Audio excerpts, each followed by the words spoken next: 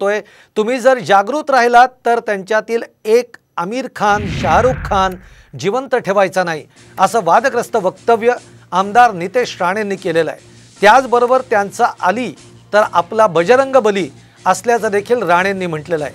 ही आताची ब्रेकिंग बातमी आपण बघतोय ती म्हणजे तुम्ही जर जागृत राहिलात तर त्यांच्यातील एक आमिर खान शाहरुख खान जिवंत ठेवायचा नाही असं वादग्रस्त वक्तव्य आमदार नितेश राणेंनी केलं आहे।